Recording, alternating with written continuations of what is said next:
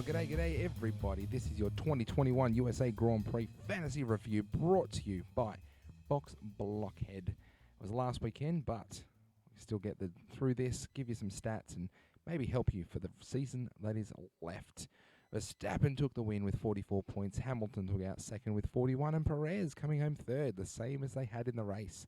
Red Bull were the better team on the weekend, and Hamilton got the fastest lap for a bonus 5. The full driver result looks like this. Russell, best value for the weekend. Perez getting a 2.03. Pretty good. Alonso and Ocon, both Alpines, getting negative results on account of not finishing the race. Constructors' result looks like this, with Red Bull by far the best value, with Mercedes coming in second. Plenty of value to be had, though. Even Mercedes taking a decent value out of the race, out of the weekend. Dream team looks like this. Perez, Verstappen, Perez, Leclerc, Russell, Schumacher, and Red Bull, with Perez the turbo. I actually created a third team for the USA trilogy, USA, Mexico, Brazil, for the Americas League, and I actually had this exact team, so I'm pretty stoked with that. 99.8 million, 246 points, pretty darn good if you ask me. And then the dud team looks like this. Haas and Alpine both with 4 points for the team, so they both had to be in there. But minus 38 for 55 million. So a big gap there. Where did you sit? Where did you fit? Is your team better than one of those? Let me know. Let me know in the comments. The Dream Studs look like this. These are the guys that have been in the Dream Team more often than not, down to 5 times with Mick Schumacher. Red Bull being the team in the Dream Team 9 times out of 17 races. Pretty good from Red Bull. Verstappen right up there as well. Perez hasn't been a Dream Stud. Maybe he's coming back. Sainz out of the Ferraris. Russell out of the Williamses. Gasly, I think he's been a dud as well enough times. But Norris, the dream team dude, 11 out of 17. The studs, the duds look like this. Mazepin, Latifi, Tsunoda, Vettel, unfortunately, Ocon, and a few guys there with 5. Russell in both lists, as well as Gasly. Williams and Haas, the teams to avoid being the duds, the bottom scorers out of the race weekends, the most number of times. The driver's bonus chance for the USA Grand Prix. No one was up for a bonus in qualifying, but in the race, Bottas, Perez, Norris and Sainz all came in with a streak of 4 and all managed to finish the race in the points. So 10 plus 10 for all 4 of you fellas. Well done.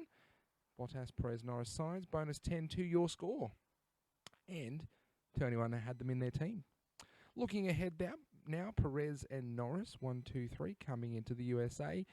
Both of them finished in the points, so heading to Mexico with a question mark. Will Sergio Perez and will Lando Norris make it to Q3 and get plus 5 for qualifying?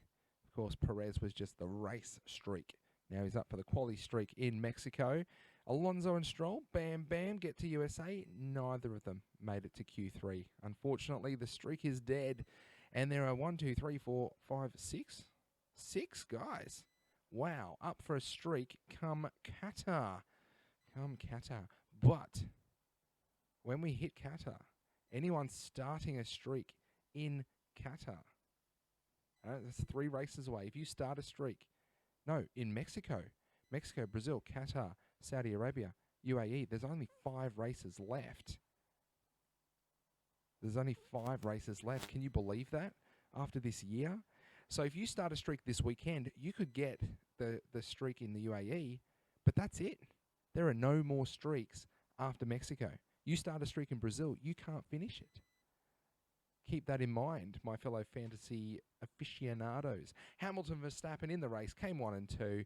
They get the bonus streak for number 3, heading to Brazil in 2 races' time.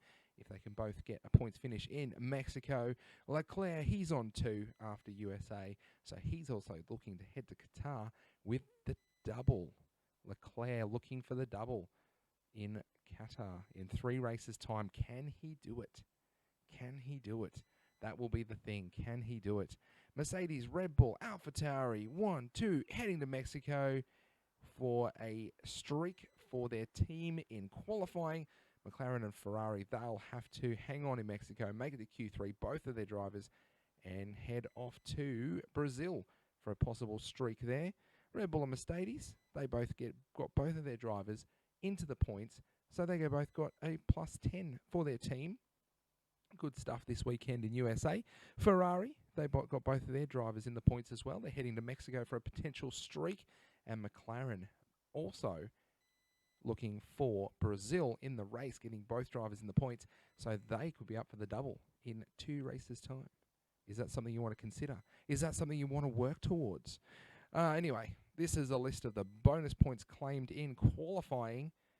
You know, you've got a few people on 3s, a couple of 2s, but for 5 races in a row, gee, that's tough to get up there in qualifying. Q3, 5 races in a row. And then for the teams, it's 3 races in a row for a +5 there. And then in the race, that's what it looks like. Norris with 3 race streaks over the course of the season.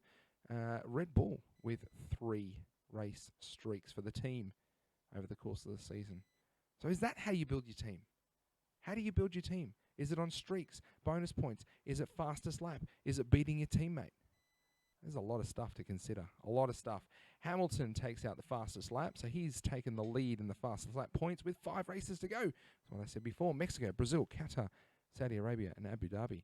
5 races to get streaks in, to get bonus points for fastest lap. We've got the sprint coming in Brazil in 2 races' time. Jesus, 5 races. I'm excited. The current driver standings look like this. We've only got 20 points at the top now between Verstappen and Hamilton. Bottas and Norris tied for 3rd. Tied for 3rd. Norris should probably be in 3rd officially because his value is so much better. But anyway, use that if you need to. Here's the driver standings, the bottom 10. Russell up to 11th. Gee, he's doing well for a Williams. They're going to love him next year at Mercedes. Absolutely love him. 2 Haas drivers down the bottom. Oh no, Kubica's not Haas. Why does it say Kubica's Haas? He didn't drive for Haas. He drove for Alfa Romeo. I've got to switch that for next time. But Mazepin, finally off the bottom by half a point. He's in 20th. Kubica, he raced for 2 races, and he's on 14 points. Anyway, we keep going. Constructors' standings look like this. Red Bull with the best value for the season, just over McLaren Mercedes. And what are we looking at? 50, 70 points? 70 points separating the top 2 with 5 races to go. It's exciting in the real world. It's exciting in the fantasy world. Can't wait for it. The driver battles look like this. In qualifying, Gasly and Russell, the 2 drivers with clean sweeps. Schumacher with 15. Verstappen with 15. Hamilton with 13. Leclerc with 12. Norris and Giovinazzi with 11. So is that how you pick your team? Is it whether they beat them in qualifying or whether they beat them in the race? We haven't got any clean sweeps here, but Schumacher, Russell, Gasly, same names popping up. Verstappen, Hamilton, Leclerc. These guys regularly beating their teammates, collecting those bonus points. Could be a way to go. Anyway, over to the private league now. And guess what? We had a tie for first, 252 points. The G-Men and We Are Speed. Look at that.